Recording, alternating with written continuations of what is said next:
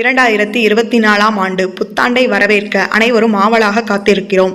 ஆனால் அதற்கு முன்பு 2023ஆம் ஆண்டிற்கு நன்றி சொல்லி விடை கொடுப்பது மிகவும் முக்கியமானதாகும்.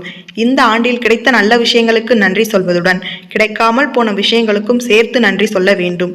இதனால் பிறக்கப் போகும் புதிய ஆண்டில் அவைகள் இன்னும் சிறப்பாக நமக்கு நடப்பதற்கு வழிவகுக்கக்கூடும். 2024ஆம் ஆண்டிற்கான கேலண்டர் வாங்குவதற்கு முன் அதில் வேறு எந்த நிறுவனத்தின் பெயரோ எதுவும் இல்லாததாக பார்த்து வாங்கி வீட்டில் வைக்க வேண்டும். மகாலட்சுமி வராகியம்மன் படத்துடன் இருக்கும் காலண்டரை வாங்கி வீட்டில் வைப்பது நல்லது.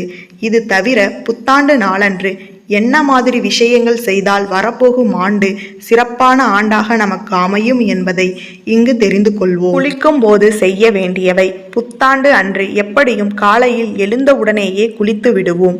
அப்படி நாம் குளிப்பதற்கு முன் குளிக்கின்ற நீரில் 3 முக்கியமான பொருட்களை சேர்ப்பது மிகவும்